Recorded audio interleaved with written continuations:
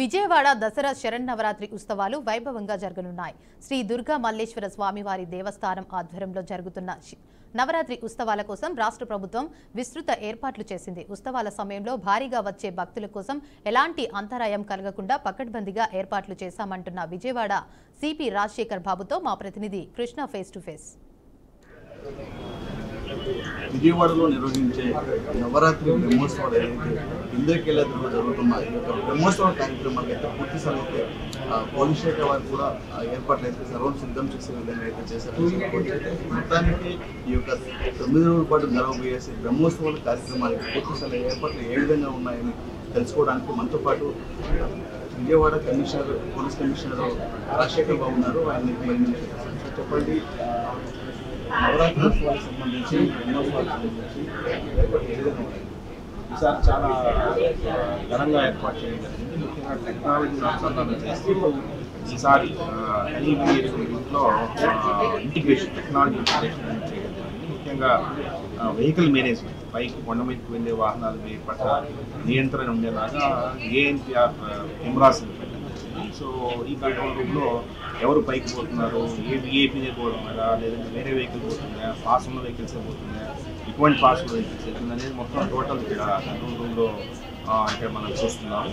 అదేవిధంగా VIP passes అని కూడా ఈసారి గట్టిగా దాని మీద కూడా ఫోకస్ పెట్టి ఓన్లీ విఐపీసే విఐపీలో వెళ్ళేటట్టు విఐపీ క్యూలో వెళ్ళి చేయడం జరిగింది. అదేవిధంగా లడ్డూ కౌంటర్లో ఎంతమంది ఉన్నారు, అన్నప్రసాదం ఎంతమంది స్వీకరించారు, ఏ పార్కింగ్ ఏరియాలో వెహికల్స్కి అవైలబిలిటీ ఉంది, తర్వాత ఎక్కడ రైల్వే స్టేషన్ ఎంతమంది ఉన్నారు, బస్ స్టాండ్లో ఎంతమంది ఉన్నారు, రైల్వే స్టేషన్లో రైల్స్ ఎప్పుడు వస్తున్నాయి, అదేవిధంగా అస్సాంలో ఎక్కడ ట్రాఫిక్ కండిషన్ ఉంది, అదేవిధంగా క్రిమినల్స్ దాదాపు 1.4 lakh క్రిమినల్కి సంబంధించిన డేటాబేస్ని మనము ఇక్కడ అనుసంధానం చేశాము. ఎవరైనా క్రిమినల్స్ ఎవరైనా ఈ ఫెస్టివల్కి వస్తారా, వస్తే వాళ్ళు లింక్ బయటేసి ఎలా తీసుకోవాలా, అదేవిధంగా డ్రోన్స్ నుంచి క్రౌడ్ కౌంట్ ఉంది, సో క్రౌడ్ని అదేవిధంగా వెహికల్ కౌంట్ చేయడం, ఇలాగా డ్రోన్ అనలిటిక్స్ని ఇక్కడ మనము చేయడం జరిగింది. సో అన్ని రకాల టెక్నాలజీస్ని అనుసంధానం చేస్తూ ఈసారి చాలా భారీగా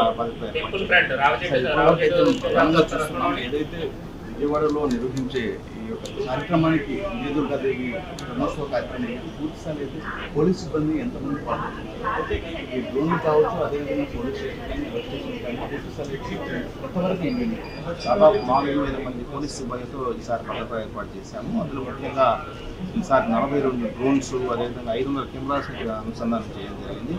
సో టెక్నాలజీ గ్యాడ్జెట్స్ని, తర్వాత కొంత అప్లికేషన్స్ని, న్యూ అప్లికేషన్స్ తయారు చేశాము. సాఫ్ట్వేర్ అప్లికేషన్స్, డ్యూరాన్స్ అనే ఒక software solutions, Amaravati software solutions, వారు స్వచ్ఛందంగా వారి ఏఐ టూల్స్ మనకి చేయడం జరిగింది. అదేవిధంగా అస్త్రం అనే ఏఐ టూల్ని ఉపయోగిస్తున్నాము.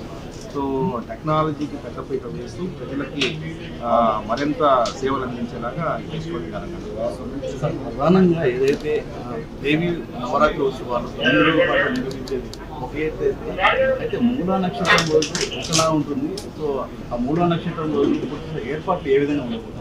మూలా నక్షత్రానికి దాదాపు 6,000 వరకే హోల్డింగ్ ఏరియా ఉంది. ఈసారి 15,000 వరకు హోల్డింగ్ ఏరియా కనిపిస్తుంది.